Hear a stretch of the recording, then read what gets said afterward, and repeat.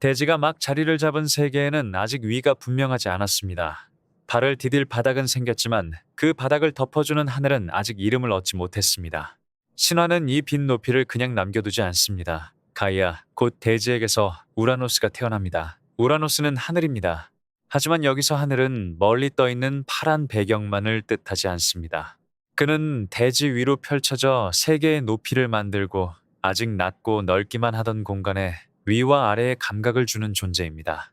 처음에 세계를 떠올려보면 조금 낯섭니다. 대지는 넓고 단단하지만 홀로 누워있는 몸처럼 보입니다. 언덕도 있고 골짜기도 있고 씨앗을 품을 흙도 있지만 그 위를 덮는 큰 천장이 없습니다. 우라노스가 태어나는 순간 세계는 처음으로 둘레를 갖습니다. 아래에는 품어주는 가이아가 있고 위에는 덮어주는 우라노스가 있습니다.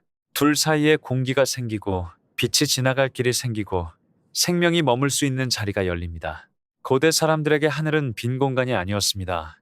비를 내려 밭을 적시는 힘이었고 별을 걸어 밤의 방향을 알려주는 지붕이었고 때로는 너무 높아 손이 닿지 않는 두려운 얼굴이었습니다. 그래서 우라노스를 하늘이라고 부른다는 것은 단순한 자연 현상 하나를 설명하는 일이 아닙니다. 대지 위에 드리워진 거대한 존재감을 신의 이름으로 붙잡는 일입니다. 올려다볼 때마다 느껴지는 압도감, 아침마다 달라지는 빛, 폭풍이 몰려올 때 몸을 움츠리게 만드는 무게가 모두 그 이름 안에 들어갑니다. 그런데 신화 속 우라노스는 가이아와 멀리 떨어져 있지 않았습니다. 그는 대지를 아주 가까이 덮고 있었습니다. 밤하늘이 산과 들 위로 낮게 내려앉는 것처럼 우라노스는 가이아의 몸 위에 거의 붙어 있는 하늘이었습니다.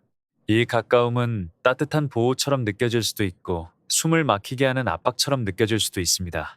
신화는 이 애매한 감각을 그대로 남겨둡니다. 하늘은 대지를 감싸지만 동시에 대지를 누릅니다. 가이아와 우라노스의 결합은 그래서 단순한 사랑 장면이 아닙니다. 세계가 생명을 만들기 시작하는 첫 구조입니다. 흙만 있다고 씨앗이 자라지는 않습니다. 흙은 품어주지만 위에서 내려오는 빛과 비와 바람이 있어야 싹이 움직입니다. 반대로 하늘만 넓게 열려 있어도 받아줄 땅이 없다면 아무것도 뿌리내릴 수 없습니다. 아래에서 품는 힘과 위에서 내려오는 힘이 마주칠 때 세계는 비로소 다음 생명을 준비합니다. 이 결합에서 태어날 존재들이 바로 티탄들입니다. 거대한 힘을 가진 첫 신들의 세대가 가이아와 우라노스 사이에서 생겨납니다.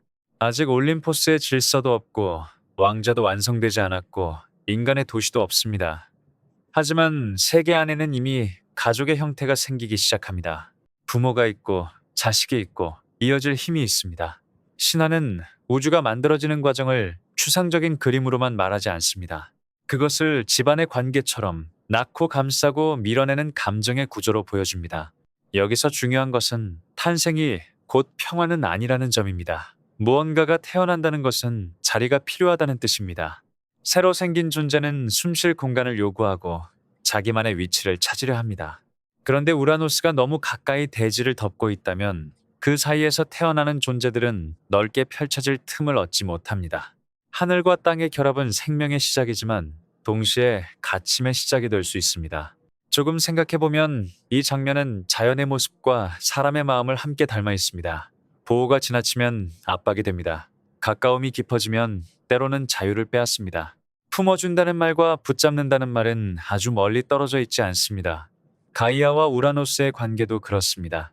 둘은 서로가 있어야 세계를 완성하지만 너무 밀착된 관계 안에서 새로운 세대는 불안을 품기 시작합니다. 그래서 우라노스의 탄생은 아름다운 하늘이 생긴 이야기이면서 앞으로 벌어질 갈등의 씨앗이 놓이는 이야기이기도 합니다. 하늘이 생기자 세계는 높아졌습니다. 하지만 그 높이는 아직 자유롭게 열린 높이가 아닙니다. 대지를 덮는 하늘, 대지와 떨어지지 못하는 하늘, 자기 아래에서 태어나는 힘들을 두려워하게 될 하늘입니다.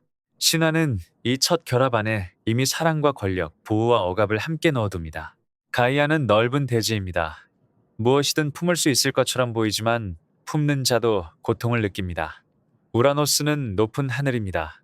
모든 것을 내려다볼 수 있을 것처럼 보이지만 높은 자리에 있는 자도 두려움에서 자유롭지 않습니다. 둘의 만남은 완전한 조화라기보다 서로가 서로를 필요로 하면서도 서로에게 상처를 줄 수 있는 관계입니다. 바로 그 복잡함 때문에 이 신화는 단순한 자연 설명을 넘어섭니다. 세계가 시작될 때부터 관계는 쉬운 일이 아니었습니다. 대지와 하늘처럼 가장 근본적인 두 존재도 서로를 완전히 편하게 만들지 못합니다. 하지만 그 불편함 속에서도 생명은 태어납니다. 갈등이 없어서 역사가 시작되는 것이 아니라 갈등을 품은 관계 안에서 다음 이야기가 움직입니다. 이것이 그리스 신화가 가진 냉정한 시선입니다.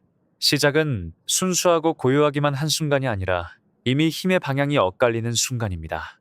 우라노스가 태어나며 세계에는 위가 생겼고 가이아와 우라노스가 결합하며 세계에는 세대가 생겼습니다. 이제 대지는 혼자가 아니고 하늘도 빈 높이가 아닙니다. 둘 사이에는 생명이 들어설 틈이 열렸고 동시에 그 틈을 둘러싼 긴장도 함께 자라납니다. 처음의 결합은 그래서 축복처럼 보이면서도 어딘가 무겁습니다. 하늘이 대지를 덮는 그 장면 안에서 그리스 신화의 세계는 처음으로 가족이 되고 처음으로 불안해지기 시작합니다.